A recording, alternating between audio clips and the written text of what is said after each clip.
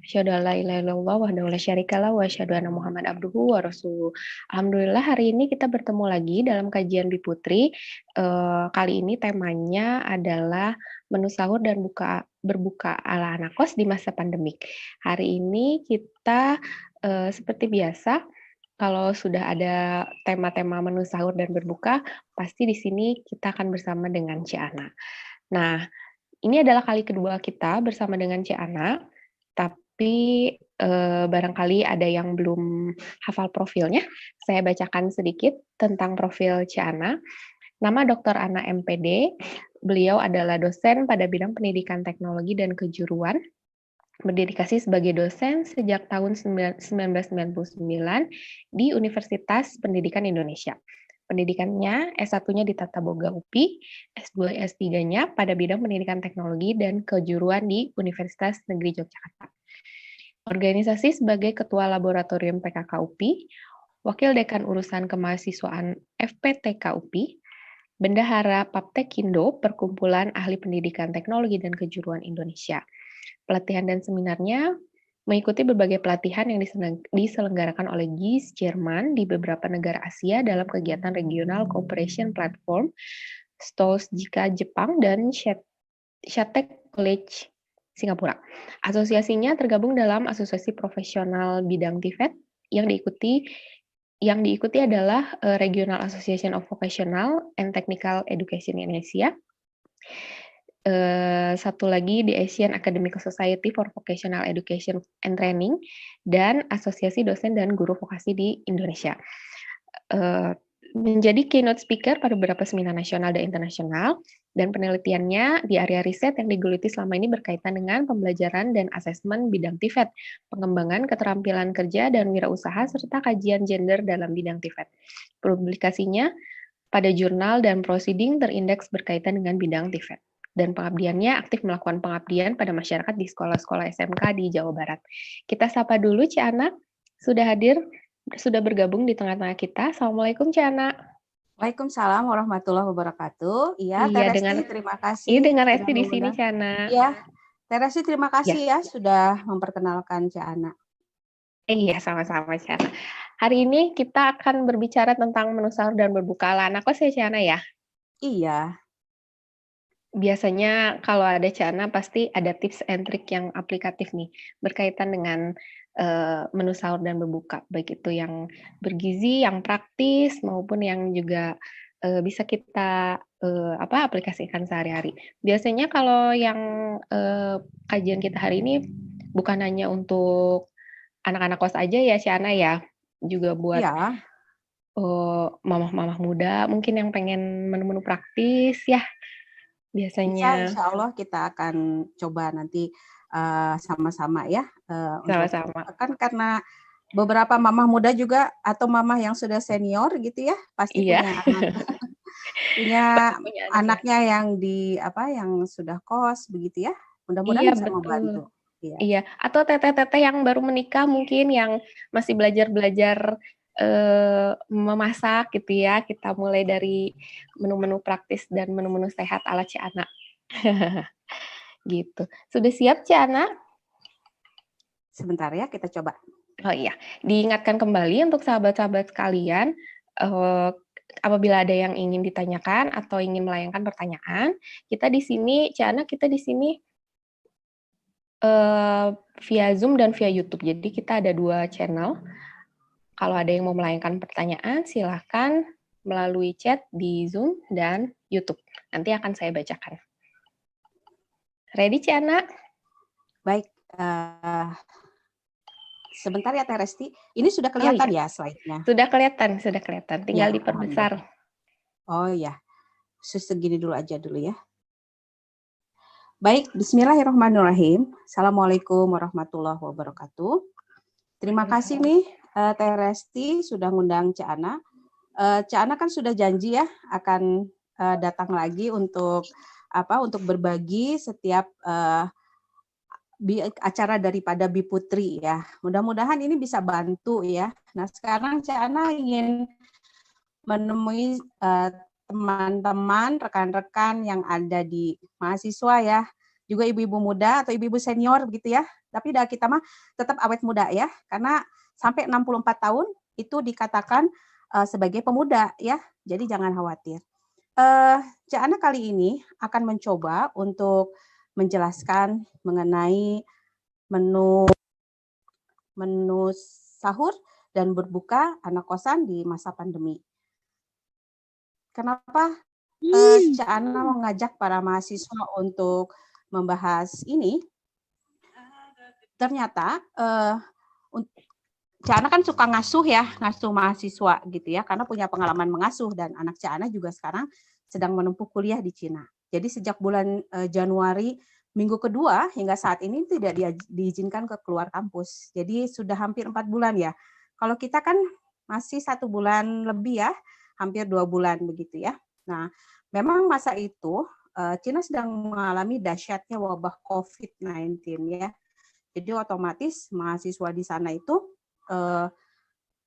sana itu tidak bisa keluar begitu ya, dan tetap berada di kampus. Nah, alhamdulillah pihak kampus nih memberikan fasilitas ya untuk makan siang dan makan malam. Jadi alhamdulillah, dan beberapa koleha dari Thailand juga membantu mahasiswa muslim ya untuk menyediakan makanan halal. Jadi saya ini ucapkan terima kasih kepada RMUTT University yang telah membantu anak saya juga teman-teman yang lain untuk menyediakan makanan halal, karena pada saat itu Indonesia sudah tertutup penerbangan Indonesia dan Cina. Nah, akhir April ini sebenarnya sudah mulai mereda. Nah, makanya bantuan itu sudah berhenti begitu ya. Jadi bagi mahasiswa muslim di sana puasanya lebih lama dibandingkan dengan puasa di Indonesia. Jadi hampir 15 jam. Oleh karena itu hampir tiap hari nih Cak Ana ngajarin video call ya, ngajarin masak sama sama anak Cak Ana ya. Itu di setiap rutin di jam 16 30 menit saja cukup sebenarnya. Nah, lama-lama anak Cak Ana ini sekarang sudah pandai masak loh ya. Ini tahun kedua ya untuk ditinggal di sana. Jadi ini Cak Ana ingin berbagi dengan sahabat semua. Nah, insya Allah nanti kita akan bahas. Semoga bermanfaat. Tips menyusun menu sebenarnya tidak berbeda ya, jauh dengan menu sehari-hari. Karena apa? Memperhatikan keseimbangan asupan dari karbohidrat, protein, dan lemak. Ya. Cak Ana, mohon maaf, ya? Kalau ini PowerPoint-nya bisa di full screen kan? Oh, full screen boleh? Ya. Sebentar ya. Ya. Ini full screen ya? Udah belum nih? Yang full screen-nya supaya, nah ya. Oke. Ya sudah. Udah ya? Oke. Nah, jadi yang pertama adalah harus tetap memperhatikan keseimbangan asupan protein, karbohidrat, dan lemak ya. Jadi itu yang harus diperhatikan. Yang kedua adalah jangan lewatkan sayur dan buah-buahan ya untuk memenuhi kebutuhan vitamin dan mineral selama berpuasa. Konsumsi air putih yang cukup ya saat sahur maupun berbuka. Nah, siapkan bahan makanan yang memiliki daya simpan yang lama, kemudian masak sesuai dengan porsi makan. Jangan terlalu banyak karena kita menghindari kemubaziran ya. Nah, tips yang lainnya adalah menjaga kebersihan alat-alat ya, karena memang memperhatikan kebersihan alat yang digunakan untuk memasak ya, untuk makan itu juga membantu kita untuk lebih sehat begitu ya. Karena kan kalau di malam hari kita tidak pernah tahu apa yang terjadi begitu ya, mungkin ada kecoa ya, mungkin ada tikus ya. Nah, kita harus menyimpan alat-alat masak itu di tempat yang tertutup begitu ya, sehingga tidak mungkin yang namanya kecoa, tidak mungkin yang namanya tikus mengkontaminasi. Yang kedua adalah cara menyimpan bahan makanan ya. Sebenarnya di masa pandemi ini kita memang harus lebih kreatif ya. Jadi simpan bahan makanan itu sesuai dengan jenisnya. Kemudian pastikan menyimpan bahan makanan kering itu di tempat yang kering dan bersih ya. Simpan bahan makanan basah seperti sayuran di tempat yang bersih dan tidak lembab. Jadi kalau mau sayurannya dibersihkan dulu, kemudian dikeringkan, disimpan di dalam plastik yang berlubang. Kalau misalnya tidak ada lemari es ya. Nah, kita siapkan juga bumbu-bumbu siap saji ya, seperti bumbu atau makanan siap saji ya. Misalnya untuk keadaan darurat seperti abon ikan ya, kemudian abon daging, tempe kering, ikan kering, bawang goreng, sarden ya, bumbu siap guna, saus, kecap ya, dan lain-lain. Jadi itu kita siapkan sebelumnya. Nah, pemilihan bahan makanan yang lain adalah pilih ya sayur-sayuran dan buah-buahan yang memiliki daya tahan simpan yang lebih lama. Seperti buncis misalnya, bantu loh ya. Jadi anak Cak Ana ini paling banter itu dia punya wortel, punya kentang, punya jagung, punya buncis, itu sudah cukup ya. Karena memang dia harus makan sayur begitu ya. Nah, itu yang harus disiapkan.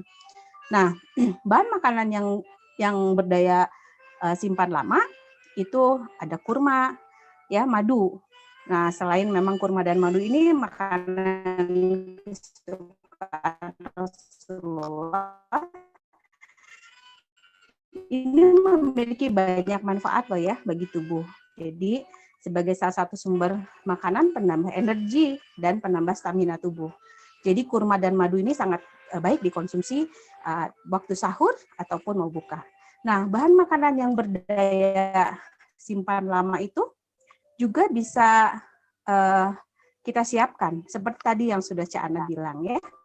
Dan waktu pertemuan yang lalu juga pernah ya Cak Ana bilang ya bahwa kita bisa menyiapkan bahan-bahan makanan yang sudah bisa disimpan lama. Dalam keadaan darurat misalnya, kita bisa saja kesiangan sahur ya Teh Resti ya. Nah, kita bisa mengantisipasi dan bumbu sederhana kita bisa memasak. Kalau Teh Resti ini mahasiswa atau sudah jadi ibu muda? Sudah selesai mahasiswanya Cak Ana.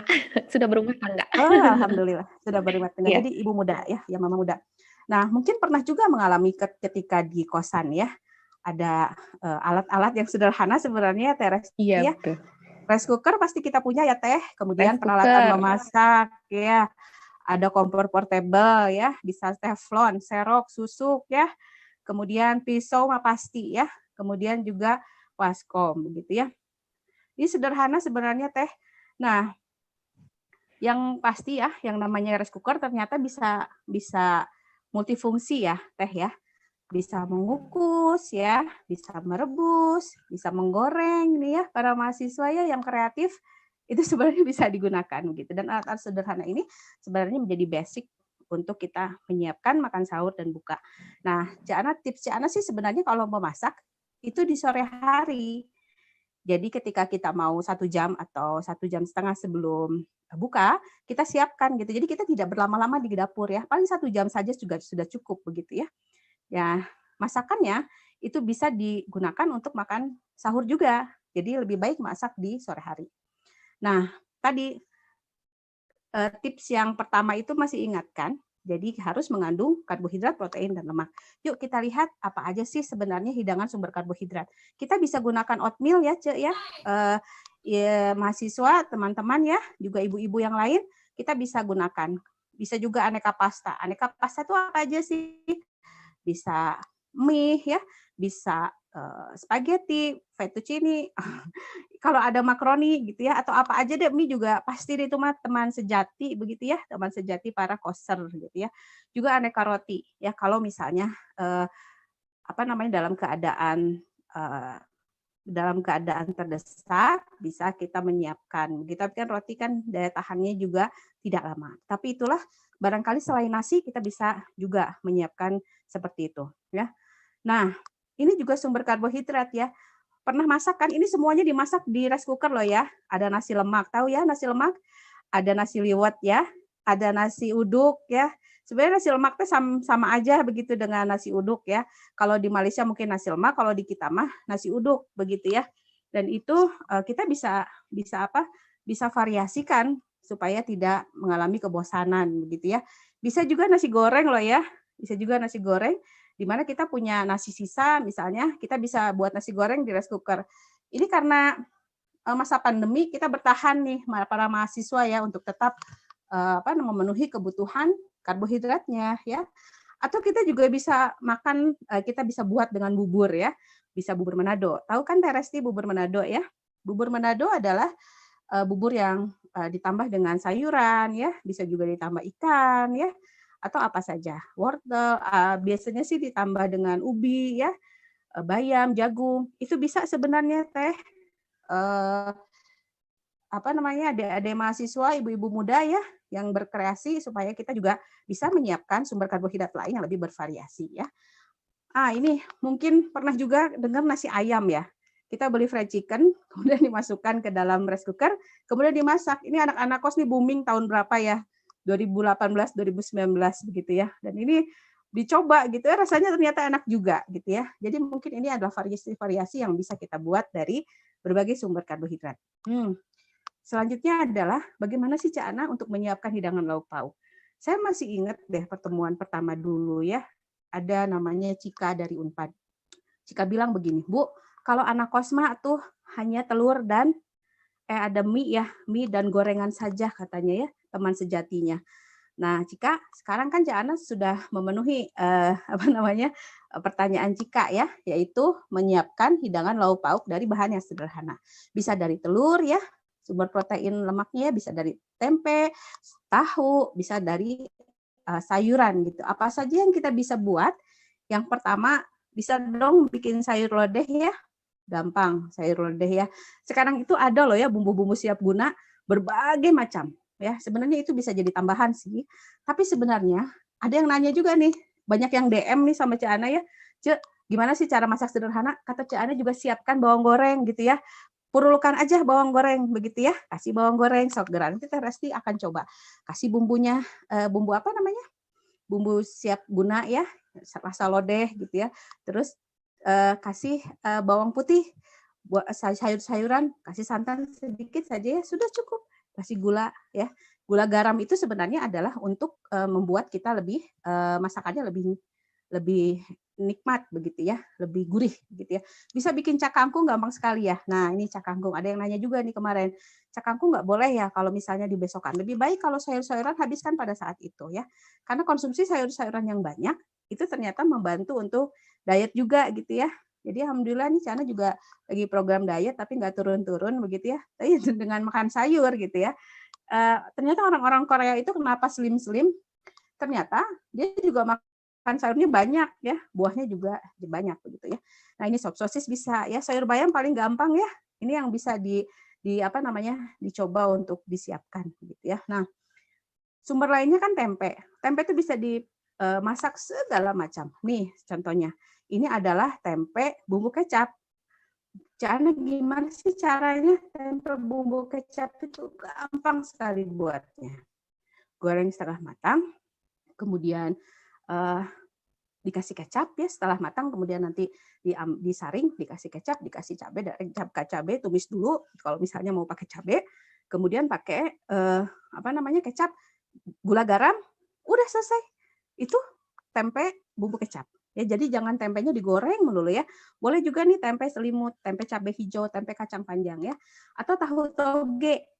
Pernah buat tahu toge itu sederhana ya. Tapi itu ada sayurannya, ada proteinnya. Bisa juga perkedel tahu ya. Perkedel tahu paling gampang. Paling gampang karena apa? Hanya tahunya dihancurkan, kemudian dikasih telur, ya, dikasih bumbu-bumbu, gula garam, merica, sudah selesai. Kalau mau sedap lagi kasih potongan bawang daun atau juga kasih bawang goreng ya.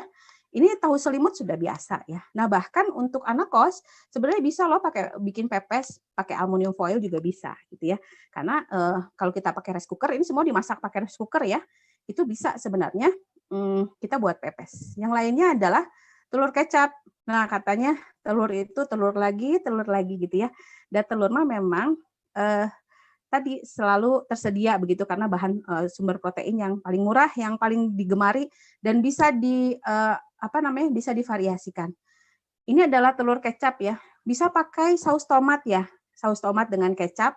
Kalau misalnya sekarang bawang bombay sudah mulai turun harganya, tapi kalau nggak punya ya udah nggak usah. Pakai bawang putih juga bisa ditumis aja. Kemudian telurnya direbus, pakai saus tomat, pakai kecap. Kalau misalnya mau pedes-pedes dikit gitu ya, bisa pakai potongan cabai begitu ya. Itu sudah jadi masakan yang berbeda. Begitu. Jadi jangan diceplok lagi ya. Jangan didadar-dadar lagi gitu ya. Atau tumis telur ya. Mungkin jarang juga kita makan tumis telur. Bisa divariasi dengan sayuran. Atau omelet telur. Atau mie goreng nih ya. Mie goreng mah atuh bisa jadi itu adalah sahabat para anak koser gitu ya, anak kos. Tapi insya Allah kalau misalnya mie gorengnya ditambah dengan sumber protein, ditambah dengan sayuran, itu lebih baik ya. Ternyata Teh Resti dan ibu-ibu lainnya, juga adik-adik mahasiswa, kita juga bisa loh masak di rice cooker. Ini semua di rice cooker ya, yaitu rebus jagungnya ya, rebus ubinya ya, juga bikin puding roti juga bisa ya, atau mau bikin cemilan makaroni skutel di rice cooker bisa gitu. Apa saja sebenarnya bisa. Di masa pandemi ini memang memerlukan kreativitas tinggi begitu ya. Jadi kita jangan merasa pergi keluar makan yang mohon maaf ya belum tentu juga terjaga kebersihannya. Kalau buatan di rumah kan itu bisa kita pastikan bahwa semuanya dicuci ya, semuanya dalam keadaan bersih. Nah, buah potong dan salad buah atau oatmeal buah itu juga bisa disiapkan ya untuk buka puasa ya. Bisa hanya dipotong saja itu sebenarnya sudah cukup. Menu itu harus mengandung sayur dan buah. Jadi ada buahnya, ada sayurnya ya. Itu yang penting begitu. Karena itu sangat membantu untuk meningkatkan daya tahan tubuh ya. Nah, yang penting Teh Resti penuhi kebutuhan cairan tubuh ya. Minum yang banyak ya sebelum sahur ya, bisa sebelum kalau misalnya sholat tahajud sambil minum begitu ya.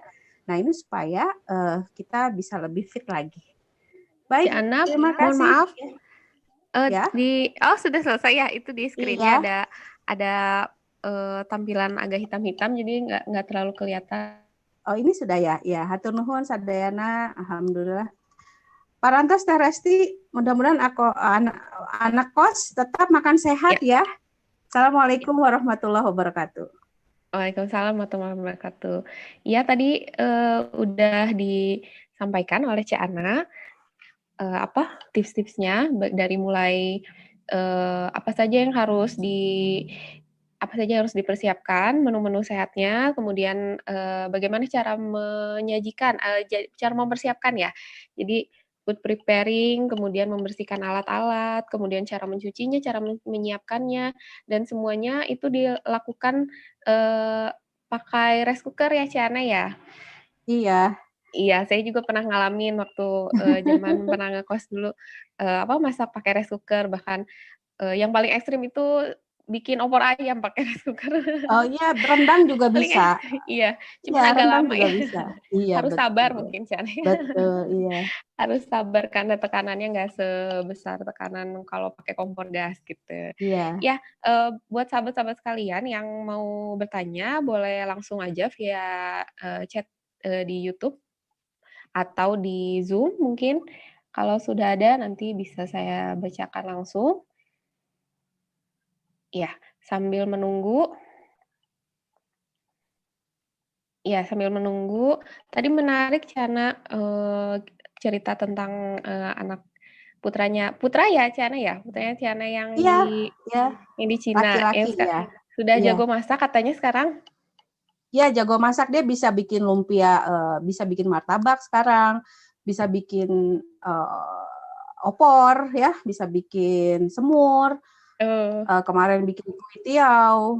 Dia belanja sendiri kok ya. Jadi dia umurnya sekarang udah 18 tahun. Waktu dia pergi itu 17 tahun dia. Jadi keluar SMA dia langsung di sana dan itu sudah Cana pikirkan jauh-jauh ya. Dan sudah diajarkan sebelumnya memang memasak.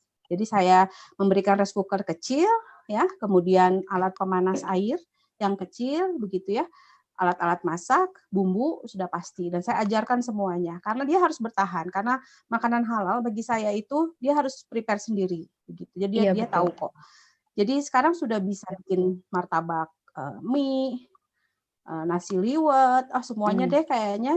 Dan kita kan setiap hari video call dia bosan misalnya, Bu, saya punya bahannya ini. Dia sendiri yang bikin atau dia tutorialnya langsung dari Cana ya. Pesan online untuk bahan bakso misalnya bakso halal. Nah, kemudian dia bikin pakai bumbu rendang begitu. Nah, dia juga berkreasi gitu. Dan itu juga dipersiapkan sedemikian rupa sehingga sebenarnya tidak ada kesulitan untuk kita bertahan.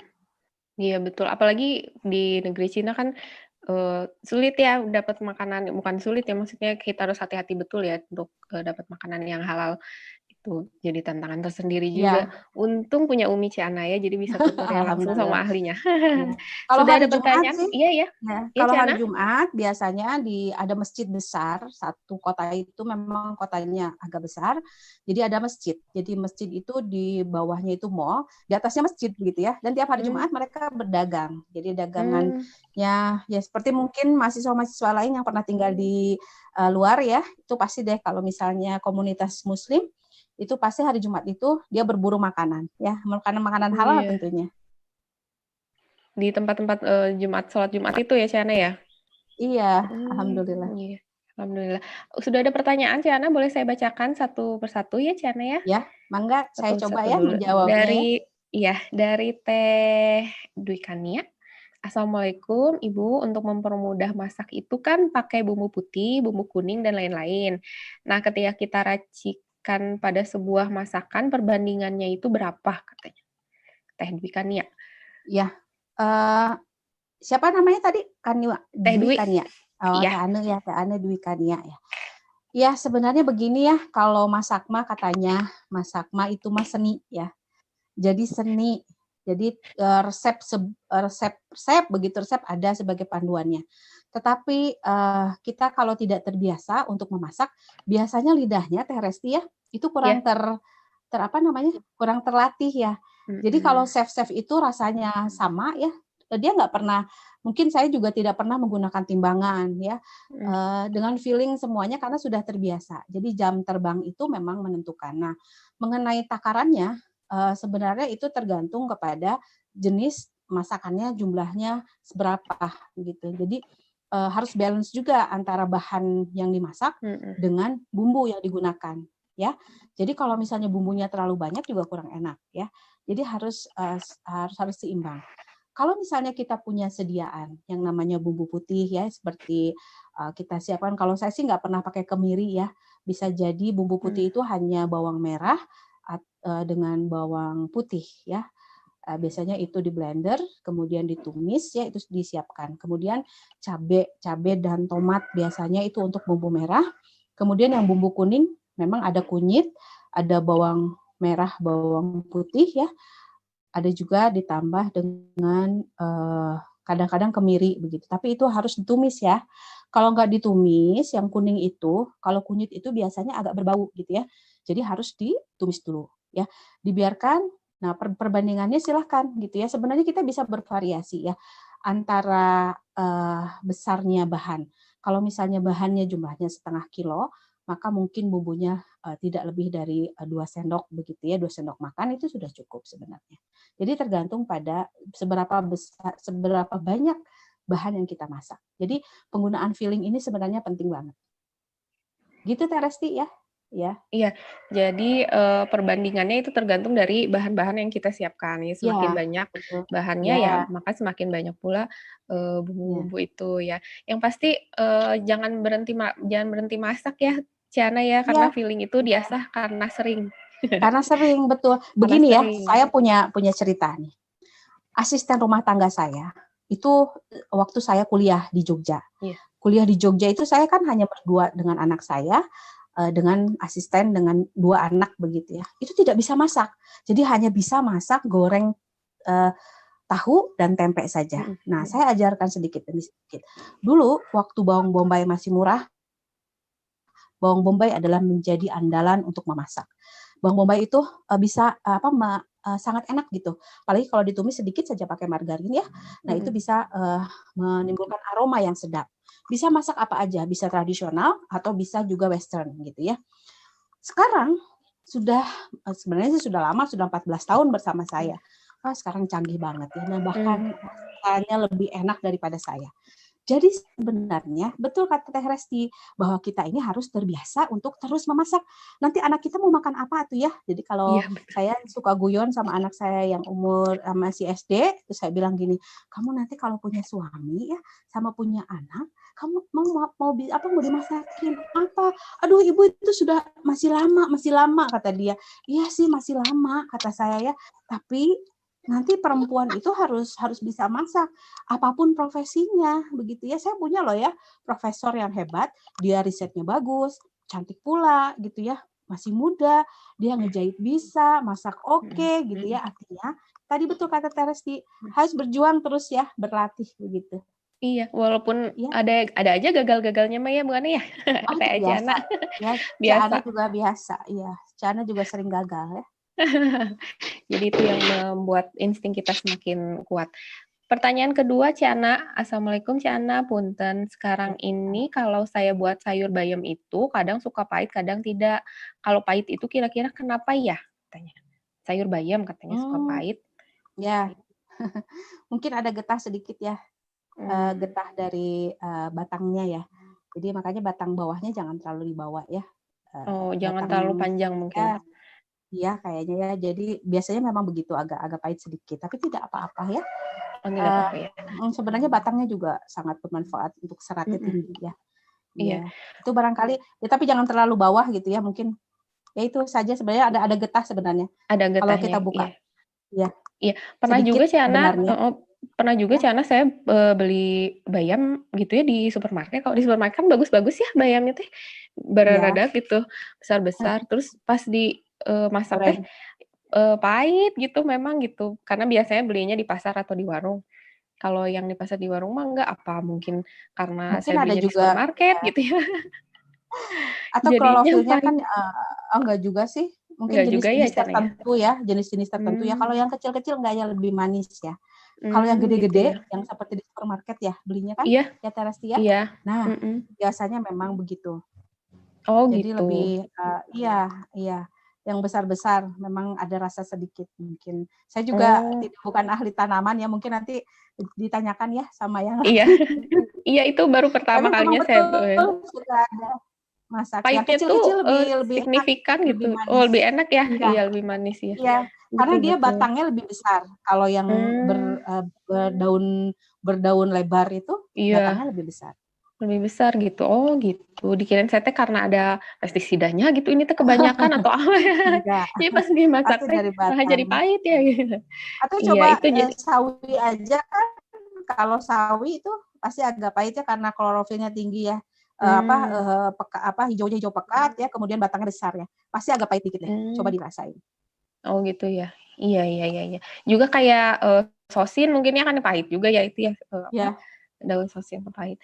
Ya itu Teh Anissa Nur. Jadi bayam itu kadang-kadang suka pahit karena mungkin pertama mungkin getahnya ke bawah mungkin ya.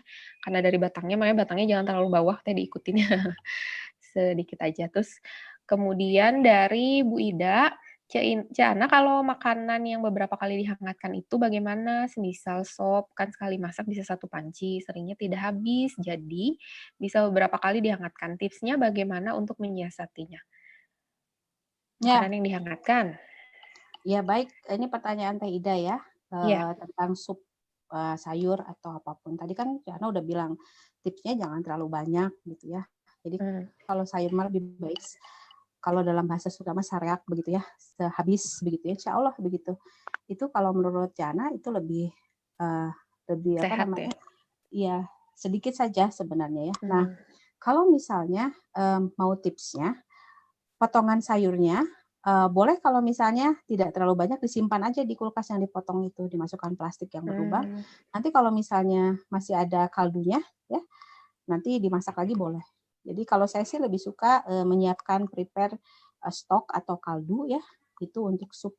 Jadi nanti kalau misalnya mau sup, kaldunya dikasihkan digunakan secukupnya di panci yang menurut kita kira-kira untuk berapa orang, begitu nanti potongan-potongan sayurnya langsung aja. Gitu. Jadi yang pertama sebenarnya bikin dulu kaldu kalau menurut saya. Bikin kaldu ya. Ya kaldu tuh bisa disimpan lama agak lama di freezer atau di kulkas ya. Jadi kita dibukukan gitu ya Ciana ya? Bisa ya. Dibukukan. Ya jadi kita di mana perlu kita jadi ART saya itu sudah biasa membagi-bagi daging. Karena kan kalau udah masuk ke freezer itu harus langsung digunakan. Tidak boleh kemudian dicuci keluar masuk air. ya.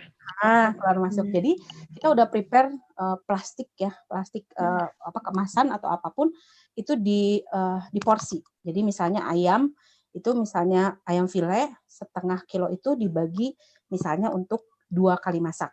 Jadi dia harus membuat ya membungkus itu 2 kali. Ya kayak seperti itulah. Sama seperti sayuran juga. Jadi jangan berat semua dan jangan kebiasaan untuk menghangatkan terus-menerus ya. Nah, itu juga kurang bagus. Mungkin Jadi kalau sekali aja nggak apa-apa kali, Jana ya? kalau sekali Sekali mah nggak apa-apa. dihangatkan Mungkin gitu ya? kalau misalnya sore kita masak atau menjelang maghrib, masih Iya, bisa untuk sahur. untuk Berapa sahur. jam ya itu? 6 jam ya masih bisa. Masih Atau bisa kurang ya. lebih, kalau lebih dari 8 jam ya jangan. Ya itu lebih ke kesehatan juga, terus mungkin vitaminnya juga udah hilang kali ya, bukan Jana ya? Ya begitu. Mudah-mudahan. Jadi diawali dari food preparing ya, jadi food Iya, betul. preparing, Jadi jadi kita udah siap ya. jadi udah Jadi siap sesuaikan ya. dengan porsi-porsinya. Misalnya ceker berapa ya, ceker berapa buah itu sudah jadi pas kita pakai itu digunakan segitu. Nggak boleh dicuci dimasukkan lagi, dicuci dimasukkan lagi. Dikeluar. Terutama Dikeluarkan. daging merah, mungkin Iya, Ciana ya, iya. daging merah Jadi kalau sebelumnya udah kita harus well prepare juga gitu. Jadi kita nggak susah juga untuk masak begitu. ya betul. Jadi sesuai kebutuhan aja untuk masak. Iya. Untuk ngangetin sekali atau 2 kali itu masih ini apa Ya, untuk ya masih pokoknya tidak bisa. lebih dari 8 jam ya. Iya, Kalau saya tidak lebih bisa dari ya. 8 jam. Iya. Karena saya juga kan di Oke. catering dulu ya, menyiapkan catering dalam jumlah yang sangat banyak itu juga harus jaga kualitas makanan begitu. Iya, Dari betul. kontaminasi. Karena kalau misalnya apalagi kalau masakannya dari santan ya. Iya. Kalau dari santan nah itu kan tidak boleh langsung sudah mendidih kemudian ditutup ya, mendidih ditutup itu tidak boleh karena dia harus keluar dulu uapnya. Nanti cepat sekali basi. Oh gitu. Iya ya tuh tips lagi buat teteh-teteh muda, mungkin kalau untuk ibu-ibu mungkin udah tahu ya tips ini. Untuk yang masih baru belajar, kalau misalnya mau bikin santan, jangan langsung ditutup kalau udah mateng ya. Harus Ya. dibuka dulu ininya Atau sup-sup yang lain juga ya harus ada udara yang keluar. Kalau Harus ada tidak udara itu yang keluar. ya apalagi ceker, jagung ya, itu mudah sekali untuk menjadi basi gitu. Pernah kan menghadapi kondisi-kondisi di mana kok sayur kita basi sih gitu ya. Mungkin perlakuan atau iya. Jadi kita harus juga hati-hati. Baik, menarik. Pertanyaan selanjutnya ya Ciana dari TUC. Ciana, saya suka bingung dengan gula garam secukupnya. Bagaimana sih sebenarnya proporsi takaran supaya pas untuk masakannya? Gula garam secukupnya itu. Kalau di resep-resep ya suka gula garam secukupnya. Ya, memang gula garam itu resep untuk menghindari dari MSG ya. Dan ini terbukti kok kita nggak pernah pakai lagi penyedap begitu ya. Cukup dengan gula garam. Gimana caranya? Sebenarnya kita bisa buat sebelum kita campurkan perbandingannya mungkin ya 1 sendok teh garam itu ditambah dengan setengah sendok teh gula. Jadi diaduk di tempat atau kita nyiapin di tempat yang kecil misalnya khusus untuk gula garam. Dan itu sudah kalau misalnya mau digunakan untuk sup itu dalam keadaan mendidih baru dimasukkan gula garam itu. Jadi perbandingannya begitu. Jadi 1 sendok teh garam biasanya kasih berapa ya, setengah atau kurang sedikit gitulah. Biasanya setengah sendok teh juga sudah cukup. Jadi komposisi itu sebenarnya cukup menimbulkan aroma, meningkatkan rasa begitu. Jadi itu sebenarnya dan itu menghindarkan kita penggunaan MSG secara berlebihan. Iya, kolaborasi antara gula dan garam itu ya untuk mengurangi MSG secara berlebihan. Mungkin yang dimaksud secukupnya itu ya sesuai selera gitu ya Bu Ciana ya? Ya, tapi perbandingannya ya seperti itulah biasanya Seperti gitu itu. ya. Ya, jadi 1 sendok teh garam untuk sup ya, itu setengah sendok gula. Pokoknya ada campuran. Tapi harus dimasukkan secara bersama-sama ya. Jadi nggak bisa gula dan garam terpisah gitu, sama-sama. Oh gitu, jadi diaduk, dicampur dulu di luar baru dimasukkan ke dalam. Ya pokoknya sama-sama aja bisa langsung begitu atau kita Oh, sudah bersama. punya takarannya boleh gitu. Sudah punya apa namanya? Sudah punya tempat di mana itu adalah gula dan garam. Iya iya iya.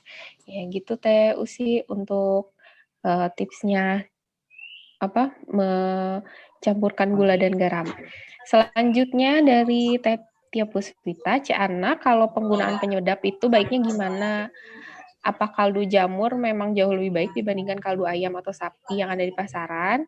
Atau bisa kasih tips bikin kaldu sendiri yang alami dan bagaimana cara penyimpanannya? Nah, menarik nih Ciana nih. Ya, kalau kaldu kita sebenarnya ada beberapa jenis kaldu ya. Bisa kaldu putih, bisa kaldu yang apa? Kaldu putih atau kaldu coklat begitu ya. Atau kalau kita mah ada white stock, ada brown stock begitu ya. Itu sederhana aja gitu ya. Nah, kalau white stock itu biasanya digunakan daging putih ya, ayam, ceker gitu ya.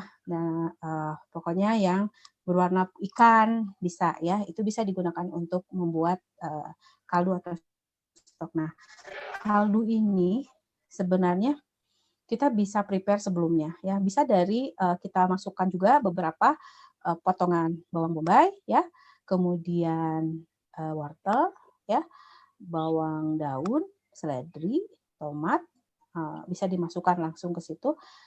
Bisa dalam keadaan masih dingin ya. Jadi bersama-sama dengan bahan dagingnya ya, atau ceker daging ikan. Kalau ikan kan cepat sekali mudah kalau ikan cepat matang, tapi kalau daging ayam kan perlu proses ya. Nah, itu misalnya daging ayam. Nah, kita masukkan direbus, nanti sari-sarinya keluar. Jangan dikasih apa-apa dulu ya, nggak usah pakai garam, nggak usah pakai apa. Kemudian disaring, ya, disaring. Nah, itu baru disimpan sebagai sediaan. Jadi artinya sewaktu-waktu kita bisa menggunakannya. Kalau punya baby, nanti akan terasa. Kita bisa tahu bahwa apa namanya? Kalau punya bayi kan kita perlu untuk beberapa sediaan, misalnya kaldu dan lain sebagainya itu bisa dimanfaatkan begitu. Nah, setelah dingin baru kita kemas, disimpan untuk porsi-porsi tertentu. Jadi sekali kita mau masak, kita tinggal panaskan, kemudian baru bumbu-bumbu itu. Nah, sebenarnya kalau saya bikin segala sesuatu secara sederhana dan tidak menyulitkan gitu. Mau enak, ya pakai itu. Pakai bawang goreng, bawang putih, sudah itu masukkan ketika mendidih ya. Setelah itu baru masukkan sayur proteinnya, misalnya mau ditambah sosis, mau ditambah bakso, mau ditambah potongan ayam yang sebelumnya boleh masukkan, baru kemudian setelah keluar aromanya baru sayur-sayuran. Bagaimana merebus sayur-sayuran? Rebus sayuran-sayuran itu yang teksturnya lebih keras dulu. Artinya yang dipertimbangkan mana yang lebih mudah apa namanya? Mudah Lembek gitu ya. masak ya, mudah masak dengan yang apa namanya? Agak-agak lama masaknya. Misalnya punya wortel dan jagung. Mana dulu nih? Biasanya sih kita jagung dulu ya baru wortel tidak lama kemudian gitu. Nah, setelah itu baru kita kasih bumbu yang tadi gula, garam, merica. Nah, itu sudah cukup. Coba deh dirasain ya. Nanti apa namanya? Bisa kasih apa namanya? Testimoni gimana cara masak dengan itu ya. Jadi sausnya apa namanya? Kaldunya lebih enak supnya. Gitu Teh. Iya, betul betul betul. Sekalian mau nanya juga Ana nih, saya pertanyaan pribadi nggak apa-apa ya, ibu-ibu silakan.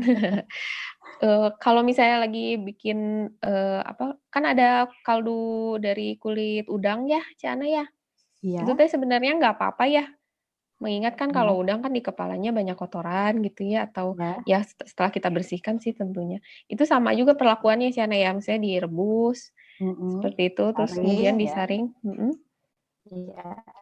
Iya, bisa jadi seperti itu untuk orang-orang yang alergi mungkin ya, potongan-potongan udang itu apa namanya, kulit udang itu biasanya ada aja sih yang menggunakan ya, tapi untuk orang tertentu yang, mungkin dia tidak mengenal protein dari udang ya, bisa menimbulkan alergi, Iya. nah mungkin saja.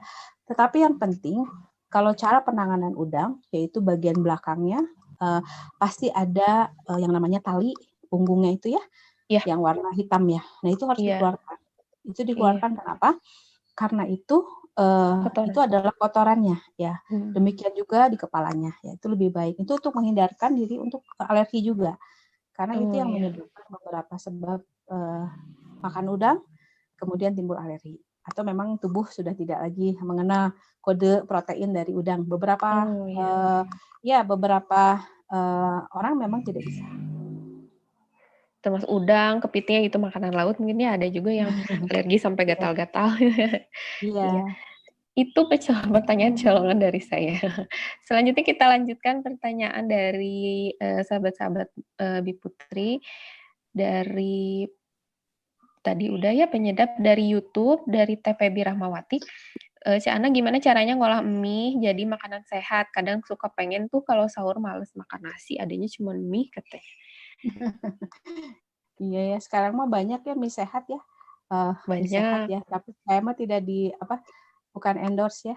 Jadi mie sehat itu mie sehat itu sebenarnya bagus gitu ya. Atau mie yang lain kalau misalnya tidak terlalu sering sih tidak jadi masalah ya. Jadi anak saya sendiri tidak pernah maksudnya begini, seminggu itu 1 kali udah luar biasa gitu. Itu makanan mewah kalau menurut saya, mie itu. Karena apa? Karena kita memang sensitif terhadap lambung ya. Jadi orang-orang tertentu dengan memakan mie itu ada yang tertentu lah ya, yang bermasalah seperti saya, memang bermasalah untuk makan mie gitu ya. Nah sekarang pilih mie yang memang coba aja lihat gitu ya. Mungkin ada mie yang bisa dipilih begitu ya, disiapkan gitu. Memang untuk jadi sehatnya agak sedikit mahal begitu ya. Memilih Iya. bahan makanan yang lebih baik. Atau kita bisa membeli mie yang misalnya mie telur gitu ya. Nanti kita bisa tinggal dimasak gitu ya. Ya, maka tergantung gitu ya. Tapi saya sih tidak mungkin beberapa orang bisa makan mie biasa. Intinya adalah tidak terlalu banyak, itu saja sebenarnya. Dan bisa divariasi. Misalnya begini, ada di Jawa itu namanya nasi goreng mawut. Mungkin ada pernah tahu ya mawut tuh aut-autan gitu ya. Nah, Iya. itu ditambah dengan nasi goreng ditambah dengan mie gitu ya. Iya. Itu juga enak juga gitu ya. Nanti bisa divariasikan atau bisa mie itu tidak langsung dimakan seperti itu saja gitu, tapi bisa divariasikan dengan berbagai macam, bisa dengan sayuran, bisa dengan telur gitu ya, dengan daging atau yang lainnya. Mungkin yang dimaksud sama TPB di sini lebih ke mie instan mungkin ya. Ya kalau misalnya mau lebih sehat maka pilihlah jenis mie yang lebih baik. Tentunya itu lebih mahal. Tapi kalau misalnya Ya, mie instan, kalau anak kosan kan biasanya stoknya ya kalau nggak yang merek itu ya merek itu ya Ciana iya. ya. Nggak Itu apa-apa, biasanya silahkan gitu ya. Tapi itu tapi pesannya boleh silahkan aja gitu ya. Tapi tetap kita makan seimbang ya. Jadi harus ada apa namanya? Harus ada sayuran, proteinnya, iya harus ada protein. sayurannya. Ya, itu yang pasti begitu ya. Supaya dia menyeimbangkan. Iya, kalau untuk maksimal dalam 1 minggu aja nih, Cana, itu biasanya, Ya. baiknya tuh maksimal banget itu tuh berapa kali sih bikin mie instan lah gitu, Cana?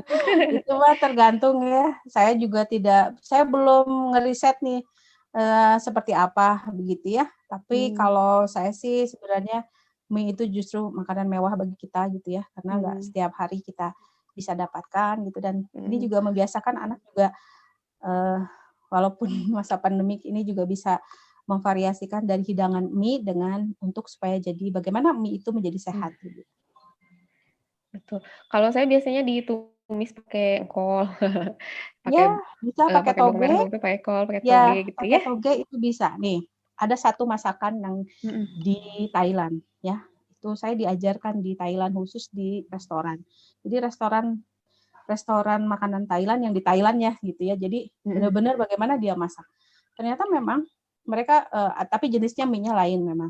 Tapi bisa kita variasikan namanya pad thai ya. Pad thai itu sebenarnya bisa divariasikan dengan seafood, dengan sayuran gitu ya. Terus bumbunya bisa kasih bumbu apa namanya bumbu putih, terus dikasih sedikit perasan jeruk gitu ya. Dan itu memang jadi enak gitu. Itu boleh sebagai variasi. Jadi diberikan seafood seperti uh, apa namanya misalnya kalau misalnya punya udang misalnya ya mhm, atau punya atau cumi daging mungkin ya, ayam boleh gitu ya. Jadi iya betul betul, variasi rasa. Jadi rasanya nanti seperti tom yum sedikit begitu. Nanti dikasih mhm, apa namanya, cabe ya. Nah itu jadi kita harus berkreasi dengan yang namanya mie gitu ya. Jadi jangan dia berdiri sendiri, kasihan ya. Jadi harus dilengkapi dengan yang Iya, lainnya. iya betul. Nyambung lagi pertanyaan TPB tadi, kalau misalnya bikin mie instan itu kan katanya, airnya harus dibuang gitu ya karena airnya mengandung apa, banyak lilin gitu ya atau banyak, pengawet gitu. Itu bisa jadi, tips untuk juga mengurangi apa, pengawetnya yang ada di mie-nya itu ya, Ciana, ya? Aduh, saya tuh, terus terang nih, Teh Resti, nanti mungkin nanti Iya, jawabannya nanti akan dititipkan ke Teh Resti ya. Kita harus iya. lihat dulu ya, apakah ada Mmm, beberapa, kajian mengenai itu, begitu ya. mmm, Saya iya. sudah Jadi sejauh ini ya nanti informasinya harus jelas gitu ya, karena kita harus oke. lihat dulu apakah, dengan membuang itu melarutkan atau dan Mhm. sebagainya ya. Nanti kita lihat Oh lagi ya. gitu, ya oke. Jadi untuk TPB diusahakan, seminimal mungkin mungkin ya, konsumsi mie instannya, tetapi kalau misalnya harus terpaksa tetap nganut prinsip keseimbangan ya, mungkin dicampur sama sayur atau dicampur sama, olahan-olahan lainnya supaya tetap sehat gitu makan mie-nya. Ya, jadi kalau Kemudian masa sekarang iya, Teres punten nanti, kita kan, boleh kok ya, tapi kita harus tahu bahwa kebutuhan kita itu tidak hanya karbohidrat ya. mmm, Jadi harus ada protein, harus ada, betul, lemak, harus ada betul, seratnya, harus ada vitamin mineral. Jadi itu sebenarnya prinsipnya.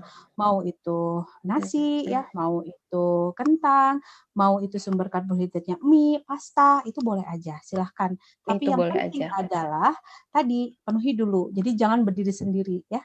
Mhm. Iya, iya, iya. Itu catatan penting dari Cak Ana. Pertanyaan selanjutnya Cak Ana dari Teh Hairunisa, Cak Ana mau minta tips menyimpan sayuran di kulkas untuk jangka waktu yang lama di masa pandemik seperti ini. Mungkin nggak bisa setiap hari ke warung atau ke pasar, jadi butuh food prepare ya katanya. Minta tips-tipsnya gimana caranya menyimpan bahan makanan. Ya, baik. Untuk sayuran, misalnya wortel, itu dicuci dulu ya. Jadi sebenarnya prinsipnya adalah dicuci, dikupas, baru dipotong. Tidak dicuci, tidak dikupas, dipotong baru dicuci ya. Jadi Mmm, nanti kebiasaan kita itu adalah mencuci dulu semua bahan ya, kemudian dikeringkan. Dikeringkan, diangin-angin dulu, dikeringkan dalam keadaan kering, jadi tidak dalam keadaan basah. Masukkan ke dalam ke dalam kulkas itu dalam keadaan terbungkus oleh plastik yang sudah dilubangi ya, mmm, dilubangi supaya ada udara keluar. Kalau dalam keadaan kering itu lumayan bisa bisa apa namanya? eh, bisa lebih eh, bisa lebih awet, bisa sampai 7 hari begitu ya. Itu bisa dilakukan seperti itu. Juga sayur-sayuran berdaun lainnya. Jadi kalau saya sih diajarkan oleh satu profesor ya.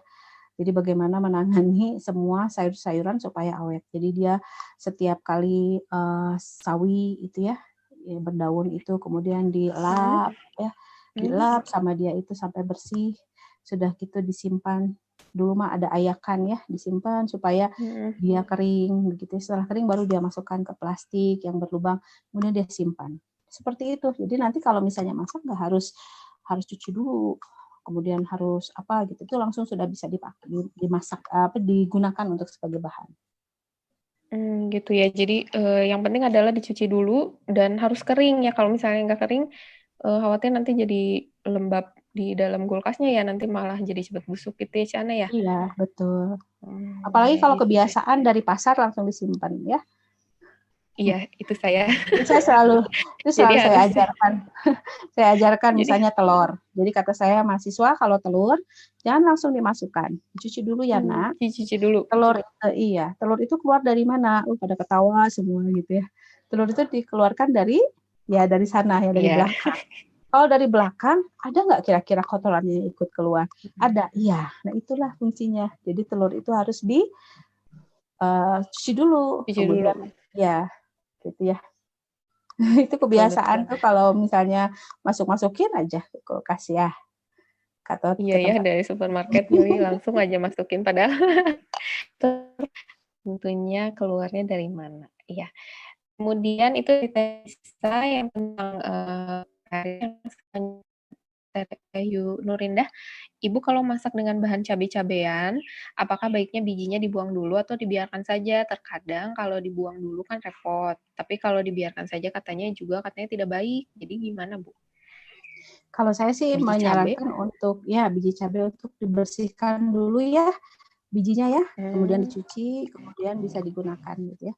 Supaya pedasnya juga tidak, mungkin kalau penggemar pedasnya beda lagi sih gitu ya. Tapi memang sebaiknya tidak diikut sertakan. Oh gitu ya. Kenapa ya, Cana, kalau nggak pakai biji? Beberapa kasus, tapi saya juga harus lihat dulu kajiannya ya.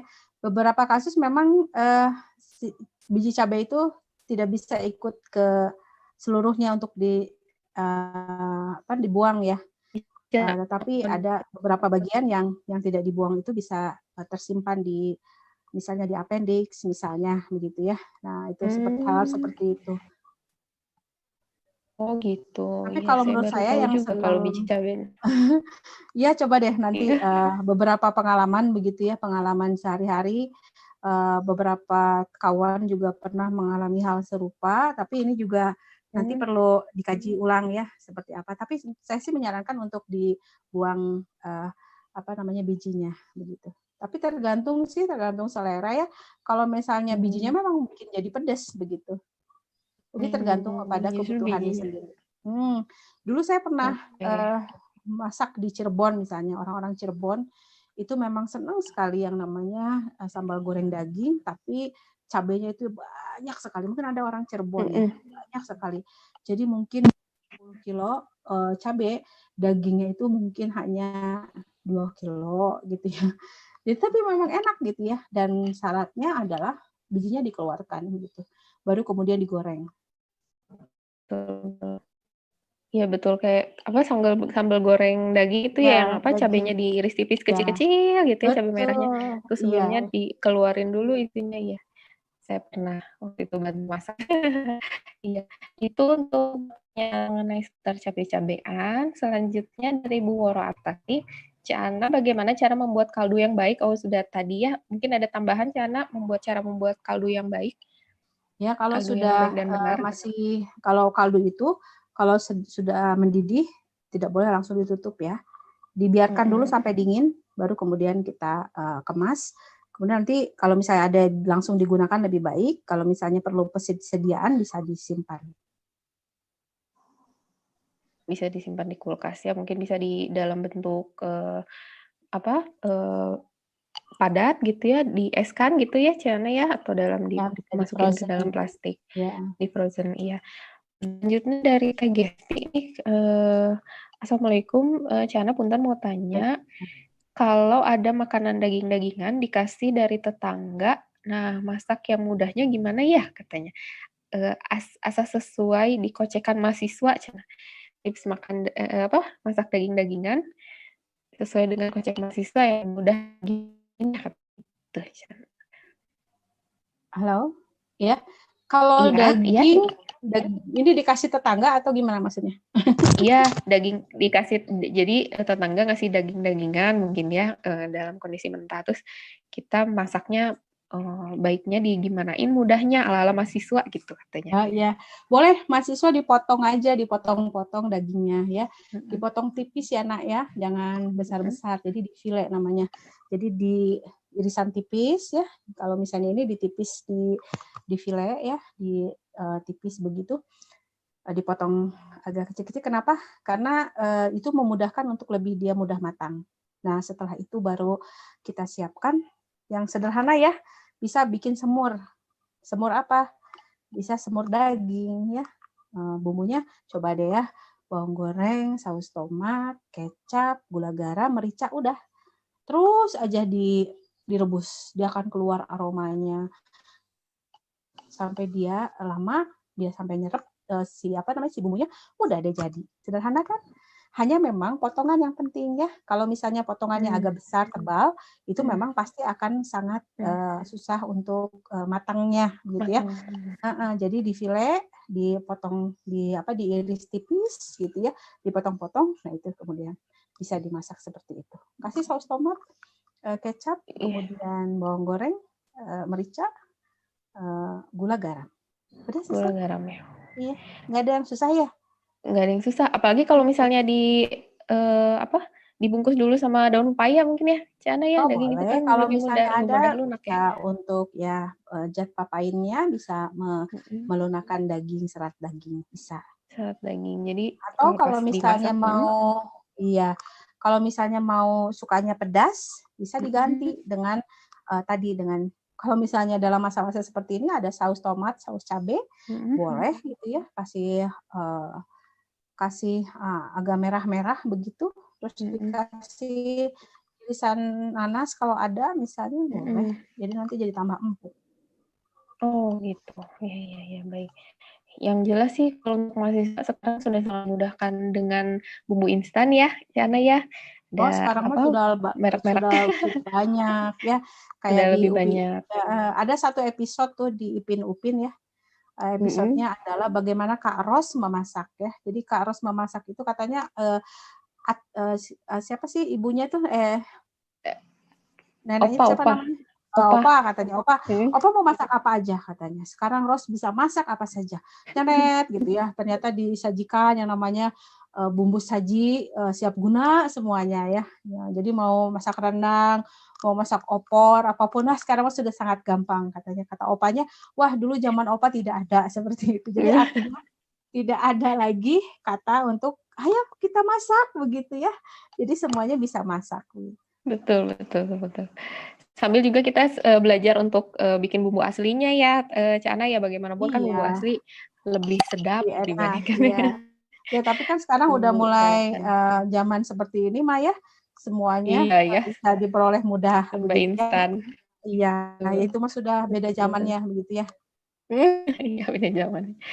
Selanjutnya, dari Bu Lisna Gita, "Assalamualaikum, Cak Ana izin bertanya, kalau keluarga sudah ketergantungan pecin atau MSG, untuk mengubah atau menggantikannya dengan apa ya lebih sehat namun cita rasanya tidak terkurangi?" Katanya. Kalau keluarga Iya. sudah ketergantungan MSG. Iya, asal jangan ketergantungan narkoba ya, nggak boleh. Jadi MSG ketergantungan MSG ini sebenarnya saya pernah punya pengalaman di Jawa ya.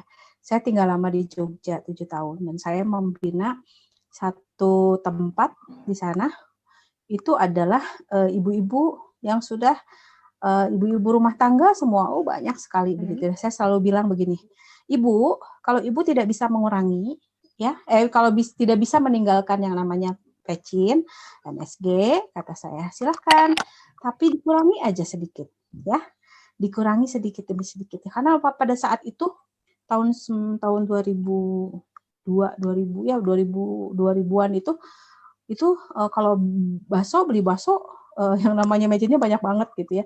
Kan tidak sesuai dengan standar yang apa namanya diperbolehkan gitu ya. mmm, Jadi silahkan dikurangi sedikit demi sedikit.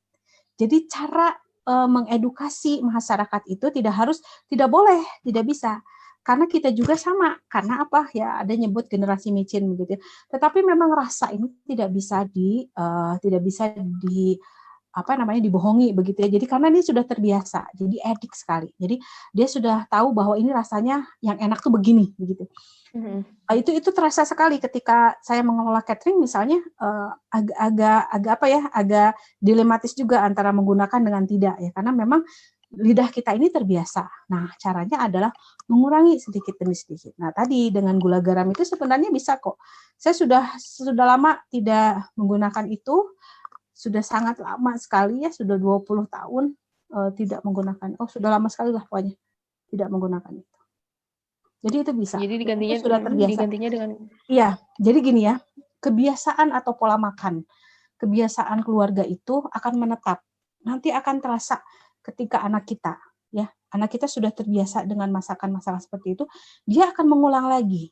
Nah, bagaimana mengedukasi ya dikurangi begitu. Jadi sebenarnya ya yang namanya pendidikan nutrisi pendidikan ya edukasi untuk mhm, kesadaran bernutrisi yang baik itu ya dimulai dari diri kita untuk bisa berubah polanya lebih baik begitu. betul betul. Apalagi untuk, teteh-teteh nih ya, pasti kebiasaan masaknya juga nurun dari ibu-ibunya dulu ya, termasuk juga saya juga pasti nurun dari mama saya juga ya kebiasaan masaknya, apa yang dimasukin, apa yang kebiasaan bahkan sampai merek-merek produk juga diturunkan dari mama mungkin. Jadi, betul kalau udah kecanduan harus dikurangi sedikit demi sedikit ya.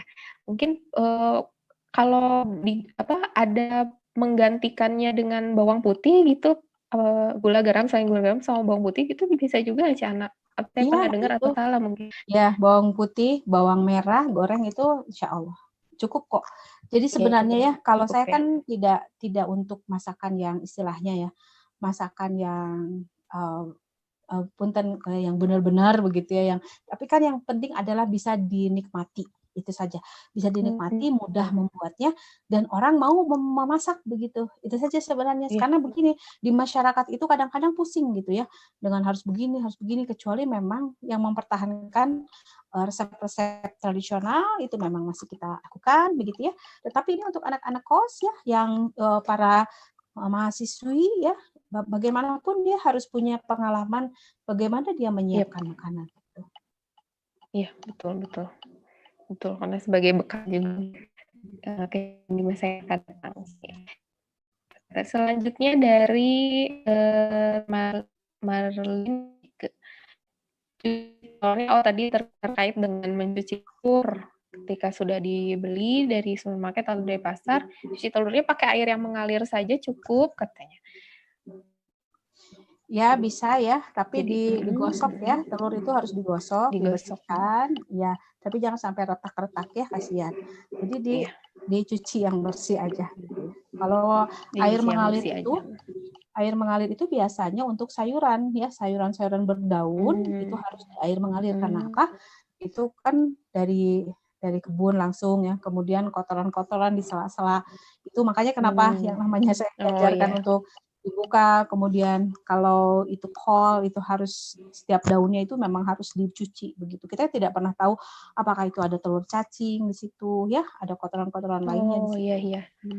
Ada ulat-ulat mungkinnya di Ya, daun-daun telur ulat seperti ya. itu.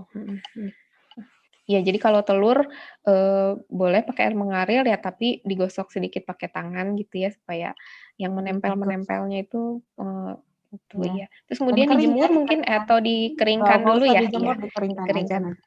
Iya. Oh, dikeringkan aja, Ya baru kalau dijemur masukin nanti ke ya dalam nanti kulkas. matang. Ya, nanti matang kalau dijemur. Nanti muncul itu anak ayam. Jadi udah cukup. Iya. Oke, siap, Cana. Selanjutnya, Ibu nyambung tadi dari telur, wah banyak yang nanya tentang telur nih. Kalau telur dicuci dan simpan di kulkas itu bisa tahan berapa lama? Oh, maksimal mungkin ya, maksimal banget itu bisa tahan berapa lama katanya kalau telur di dalam kulkas, disimpan di kulkas. Telur itu biasanya sih cukup lama juga ya. Coba kita lihat ya, telur itu tahan berapa lama ya. Sebenarnya ada ya hitungannya di suhu ruangan itu berapa yang bisa bertahan gitu ya. Ada yang menyebutkan bahwa sebaiknya menyimpan telur itu di lemari es ya, apabila kondisinya sering buka tutup tidak stabil, memang akan mempercepat kerusakan daripada telur itu sendiri. Telur bisa tahan 10 hari ya di ruangan, ya 1 minggu lebih lah di ruangan ya. Tapi kalau di kulkas itu bisa lebih dari 3 minggu, bisa juga. Tergantung kualitas telur sebelumnya ya. Oh iya iya, tergantung kualitasnya ya. Iya. Karena saya pernah mendapati ya jarang sih mungkin telur yang dalamnya itu sudah busuk gitu. Itu tuh karena memang dari proses pembuahannya gitu, memang sudah seperti itu atau padahal belum dibuka gitu ya, pas dibuka teh, nah telurnya tuh jadi busuk gitu ya, atau kelamaan di kulkas mungkin atau gimana ya, Cak Ana ya? Bisa jadi karena kita tidak tahu ya proses di pembelian di pasar seperti apa begitu ya. Indikasinya adalah kalau telur itu mengapung, nah itu dipastikan itu di air ya. Makanya harus dicuci nih pada mengapung atau enggak nih. Itu bisa diindikasikan. Kalau yang berat mah pasti itu masih segar gitu ya. Jadi kalau telur busuk itu biasanya mudah dilihat sih. Telur busuk itu ya bisa dilihat dia agak koclak gitu ya. Telur tuh agak ringan gitu ya. Gitu. Iya iya iya. mungkin jarang juga ya kita temui, apa, kalau kita beli telur tuh ada telur busuknya, gitu. Cuman ya memang lumayan ya ketika dibuka teh, waduh menyengat sekali ya baunya gitu. Ternyata telurnya sudah busuk, seperti itu. Ya mudah-mudahan, apa, kita Ya, bisa makanya tidak mengolahnya. boleh telur itu harus Mhm, satu-satu gitu ya. apanya, Cana? Jadi gini, kalau telur langsung tenggelam, kalau telur itu langsung Mhm, tenggelam di air ya, mhm, mhm, berarti itu dia telurnya bagus gitu. Tapi kalau dia mhm. mengapung, berarti dia sudah Oh posisinya tidak gitu. segar lagi gitu. Airnya airnya Atau air dingin biasa gitu ya? Bukan air mendidih kan, ya kan pas Cana? pas dicuci ya, Pas pas dicuci dicuci? pasti Oh, tahu deh. iya iya. Atau didengarkan suaranya ya. Kalau Mmm, digoyang-goyangkan beberapa kali, kemudian terdengar tidak mengeluarkan bunyi sama sekali, berarti itu mhm, sudah busuk gitu. Tapi kalau mmm, digoyang-goyangkan telurnya kemudian ada mengeluarkan bunyi, berarti itu masih segar. mmm. Karena itu kan Oh gitu. akan bersatu si kuning telurnya dengan putih Mhm telurnya. mhm. Oh, iya iya iya iya. Yang paling mudah itu mungkin ya identifikasinya kalau misalnya dia ngambang, berarti itu udah Ya. nggak bagus lagi telurnya, oh gitu ya. Ini perlu dicatat juga nih untuk tes-tes kalian. Yang selanjutnya, Ci Ana, berapa lama ayam atau daging mentah boleh kita simpan untuk stok di freezer? Dari Bu Yayu. Oh, kalau itu yang maksudnya daging apa nih? Daging merah kali ya? Daging ayam, ya daging ayam atau daging merah ya.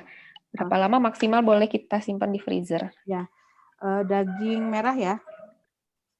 Kalau di freezer dalam keadaan yang pertama adalah kita harus mencuci dulu ya. Dicuci dulu. Mhm, Kadang-kadang sih kalau beberapa jenis memang tidak perlu dicuci ya. Misalnya daging kambing, ya itu langsung aja di di apa namanya dimasukkan ke dalam freezer begitu ya, dibungkus dengan plastik, dimasukkan ke dalam freezer atau dibungkus dalam tempat tertentu begitu ya. Nah, kalau daging mentah di freezer itu bertahan eh, berapa hari ya, dua bulan juga bisa tahan lama ya kalau di freezer mhm, ya. Di suhunya maksimalnya -17, ya pokoknya 15 derajat Celcius itu cukup untuk lebih lama gitu, bisa sampai 2 bulan gitu ya, atau sampai itu daging daging yang unggas dulu, daging yang ayam ya. Tapi kalau daging-daging merah itu biasanya tahannya lebih lama ya, 4 sampai bahkan bisa sampai 1 tahun ya. Tapi kalau misalnya daging matang, nah itu bisa lebih lebih lebih lebih kurang kurang dari 2 sampai 6 bulan itu di freezer begitu. Jadi sebenarnya bisa asal kondisinya tidak daging itu tidak kemudian tadi ya dibuka, digunakan, mhm. dimasukkan lagi, dicuci dan lain sebagainya Iya, tidak ya. Jadi harus pada porsi-porsi yang kita sudah siapkan. oh iya, betul betul betul. Betul, jadi itu, tipsnya dari Ci Ana mengenai, daging. Jadi bisa disimpan maksimal 2 bulan, mungkin ya 3 bulan gitu ya. Asalkan ketika kita mau pakai itu sebelumnya mungkin udah kita potong-potong dulu sesuai dengan kebutuhan kita kira-kira mau masak apa gitu ya ke depannya. Ya, Mungkin ini juga tips untuk nanti kalau, Idul Adha lebaran. mungkin ya Ci Ana ya, Ya, biasanya Idul kan Adha, ya. biasanya kan stok, apa, daging, menumpuk atau banyak ya di kulkas gitu. Makanya Jadi ketika bisa kemarin mhm, ada rekan juga yang karena istri tidak bisa masak di rumah misalnya, mhm, kemudian tiba-tiba, "Bu, masak apa nih hari ini?" "Wah, saya mau masaknya ini, kok banyak jenisnya kayaknya." Ya karena kita udah prepare gitu, jadi mau apa aja juga kita bisa masak apa aja gitu. Jadi kita memang harus di masa seperti ini mah harus kreativitas high level gitu ya. iya Jadi betul. levelnya harus ditingkatkan lagi. Betul betul. Ya hikmahnya juga kayaknya seluruh ibu-ibu atau seluruh para wanita di dunia karena apa, semuanya di rumah stay at home jadi, masakan, bikinan jadi lebih lancar dan lebih banyak. Dan alhamdulillahnya kita, apa, kemajuan teknologi ya, Cak Ana ya, jadi mau resep apa tinggal buka Google, Ya, ada betul. aplikasi Cookpad gitu ya, Betul, ya tinggal betul. apa. Yang penting jangan patah semangat kalau misalnya masakannya gagal ya. Karena itu, apa, bisa jadi bahan belajar juga untuk supaya lebih, apa, perfect lagi masaknya kayak Ci Ana. Selanjutnya dari tes Siti Dwi, makanan apa yang harus dimakan dan harus dihindari untuk melancarkan siklus haid? Katanya Cana. Siklus haid ya? Iya. Apa ya? Kalau saya sih belum, maaf nih tidak semua pertanyaannya bisa dijawab juga ya. Iya. Kalau saya sih lebih baik untuk biasanya sih akan sakit ya. Ada beberapa yang mengalami sakit begitu ya. Tetapi sakitnya itu juga kita kan mengeluarkan darah yang cukup banyak begitu ya. Jadi kalau saya sih lebih kepada concern kepada asupan protein, zat besi begitu ya. Karena pengeluaran darah yang cukup banyak itu juga perlu diasup untuk mengganti sel-sel tubuh yang rusak begitu. Jadi protein ini adalah fungsinya adalah mengganti sel-sel tubuh yang rusak kan ya, memelihara jaringan. Jadi sumber protein juga sayur-sayuran, buah-buahan ya, itu harus selalu ada. Dan sayur-sayuran yang mengandung zat besi supaya kita tidak kaleng-kaleng begitu ya. Ya, gitu Teresti. Iya. Jadi kalau untuk yang melancarkan siklus haid itu makanan-makanan yang ya sama ya, karena pola hidup sehat itu bukan hanya kita sedang sehat atau enggak ya, tapi memang harus jadi kebiasaan kita makan makanan yang bergizi seperti itu ya, Ciana ya. Mungkin Ya, dalam masa-masa sulit kita ini memang tidak semua ya Teh Resti bisa menyiapkan makanan dalam sempurna begitu ya, tetapi minimal lah kita bisa ada beberapa mungkin makan hanya dengan kerupuk begitu ya. Yaitu kondisi-kondisi seperti itu ada begitu ya. Tapi kan ini yang namanya pengetahuan itu harus diberikan begitu ya. Ada beberapa mahasiswa saya juga mengalami hal yang banyak sekali mengalami pencernaannya terganggu dan sebagainya ya, sering banyak yang tifus ya, sering banyak lah ya. Nah itu kan karena terkait dengan organ-organ pencernaan. Organ-organ pencernaan ya itu tadi karena kebiasaan makan ya. Anak-anak mahasiswa sekarang makannya kalau sebelum masa pandemi mungkin seblak yang pedas ya, atau mungkin juga yang pedas-pedas itu ya, makaroni dan sebagainya penuh gitu ya. pewarna mungkin ya. Tapi tidak disertai dengan asupan gizi yang seimbang gitu. Itu mungkin yang perlu diingatkan. Kalau dalam masa sulit seperti ini untuk jadi ideal memang kita juga menyadari keterbatasan kita. Tapi kan tadi juga saya tidak mengajarkan kepada teman-teman semua yang hal mahal ya yang bisa kita pakai. Saya sih selalu siap tempe, tahu itu selalu ada begitu ya. Sayur-sayuran cukup lah gitu ya. Proteinnya telur itu juga masih bisa dijangkau begitu. Iya, biasanya kalau sayur protein itu mungkin biasa kita sehari-hari. Mungkin yang sering kelewat itu buah ya, Ciana ya, karena kan kayaknya sepertinya nih, apa cuman saya aja ya, buah itu jadi kebutuhan yang nomor 2 lah gitu. Kalau misalnya anak mahasiswa kan mungkin keuangannya terbatas atau gimana gitu ya. Mengingat sekarang harga buah juga tinggi juga ya, lumayan melebihi dari harga bayam mungkin ya, melebihi dari harga sayur-sayuran yang lain gitu. Mungkin apa ya, tips-tips untuk memilih buah-buahan yang memang masih terjangkau dan juga masih banyak asupan gizinya itu gimana ya, Cak, ya? Ya, buah-buahan berair sebenarnya tidak terlalu mahal ya, pepaya. Tapi sayangnya nih anak-anak sekarang teh nggak suka pepaya. Kenapa? Karena baunya katanya ya. Tapi sebenarnya pepaya itu luar biasa ya. Ya betul ya. Jadi mahasiswa itu selalu saya bilang, apa yang kamu tidak suka? Yaitu pepaya. Karena apa? Ada baunya. Padahal pepaya itu bagus sekali ya. Jadi pilih sebenarnya buah-buahan yang mengandung air yang cukup banyak begitu. Pisang masih bisa dijangkau ya, masih bisa dijangkau, masih bisa dibeli. Kemudian pisang itu bisa bertahan beberapa hari dan itu bisa dimakan ya di masa seperti ini bersama-sama gitu, satu sisir pisang untuk bersama-sama ya. Atau pepaya itu murah meriah bisa ditanam juga tuh ya. Dulu sih saya masih punya tanaman pepaya ya, bisa ditanam langsung begitu ya. Bisa seperti itu ya, atau buah-buahan yang lainnya ya. Ada jambu biji ya, bisa ya, yang misalnya ada di kebun, misalnya apa aja deh ya, yang penting ada buah ya, ada sayur, ada timun, ada singkong ya, daun singkong itu bagus, kecuali yang asam urat ya, atau apa aja deh, daun daun pepaya, tapi Mhm. mahasiswa sekarang atau anak-anak sekarang mah susah ya makan daun singkong, daun pepaya. Iya. Bahkan sekarang mah minum jus aja, itu dia harus pakai gula. Ya, gulanya tinggi, Iya gula itu iya. tidak bisa dia 1 sendok makan, 2 sendok makan. Iya. Mhm. Jadi sebenarnya tergantung kepada niat kita. Kalau saya sih setiap hari selalu konsumsi jus ya, tidak pakai gula, tidak pakai apa-apa, sudah jus itu menurut saya langsung sebagai pengganti cairan, minum yang banyak jus itu menu wajib yang ada gitu. Karena, buah juga kan dalamnya sudah ada gulanya gitu ya, apalagi kalau bikin jus stroberi, aduh gulanya luar biasa ya, Cak Ana, ya banyak Pasti sekali. banyak. Atau tomat Pasti ya, banyak. tomat kan murah tuh ya, Iya tomat dipotong-potong, pakai madu atau pakai gula sedikit aja iya udah enak. iya, Ya betul itu betul. rujak Iya tomat iya, betul gitu ya. betul. Ya. Iya betul, rujak tomat. Jadi milih buah juga, jangan sampai jadi second choice ya, karena harus tetap ada dalam menu-menu kita gitu. Dan kalau misalnya dilihat di supermarket kan, waduh, lihat harganya segini, cuman dapat segini Ya gitu ya, pasti. apalagi kalau yang Ya. impor-impor gitu ya. Karena Iya. kita buah-buah lokal juga banyak sekali bertebaran di warung atau di pasar-pasar atau bahkan juga di supermarket juga yang bisa Jambu kita biji, jangkau. jambu air Betul, bisa, jambu jambu apa aja. air. Iya, betul betul. Yang penting buah-buahan harus ada dalam setiap menu, apalagi lagi bulan Ramadan seperti ini.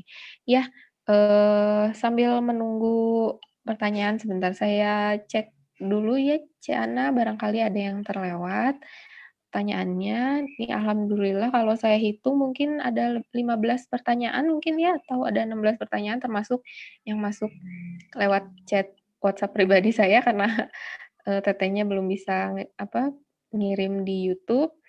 Di sekitar ada 16 pertanyaan mungkin yang sudah Cik Ana jawab. Masya Allah, mudah-mudahan, masih tetap, eee, kuat ya Cik Ana. Mudah-mudahan nggak haus ya. Jawab pertanyaannya banyak banget gitu. Ya terima kasih untuk, sahabat-sahabat berlian dan Putri sekalian atas kebersamaannya. Eee Kita hampir ada di akhir, acara ya, acara Biputri kali ini. Alhamdulillah hari ini adalah, kali keduanya ketemu sama Ciana ya tadi sudah disampaikan. Sebelumnya kita bertemu lewat, kuliah WhatsApp, sekarang lewat, eee eee, Zoom dan YouTube. Diingatkan kembali untuk sahabat-sahabat, berlian sekalian, nanti ada 2 agenda lagi di bulan Ramadan ini, Biputri akan mengadakan kajian. Yang pertama itu tanggal 11 Mei 2020 jam 10 bersama Ustazah Diana dengan judul Ramadan Penuh Cinta Bersama Keluarga, dan juga tanggal 15 Mei bersama Ciana lagi, serba-serbi menu lebaran ala Ciana. Wah, ini udah mulai-mulai aroma-aroma lebaran ya, kita nantikan tips-tipsnya, serba-serbi menu lebaran ada apa aja. Jangan lupa untuk, sahabat-sahabat berlian sekalian, teteh-teteh, ibu-ibu, dan juga, bapak-bapak mungkin yang ada di sini, untuk dipantengin terus, Berlian Channel. Bisa disaksikan juga di YouTube Berlian Channel kalau ada yang belum sempat nonton live-nya hari ini, atau live-nya sekarang, bisa lihat juga di Berlian Channel, beserta kajian-kajian yang sebelum-sebelumnya yang sudah ada di Berlian Channel. Mungkin untuk, Cak Ana ada closing statement mungkin, dari keseluruhan, diskusi yang udah kita, lakukan hari ini. Baik, terima kasih Teh Resti.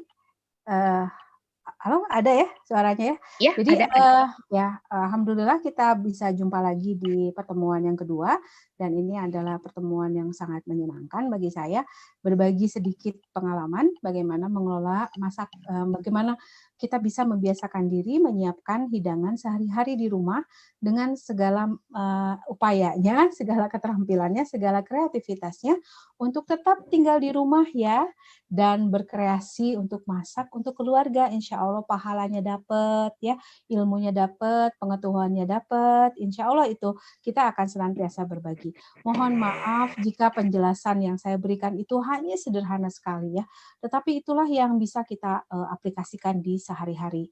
Jadi tetap cinta keluarga melalui makanan. Jadi say love with food begitu ya, kalau saya mah menyatakan cinta itu adalah dengan makanan.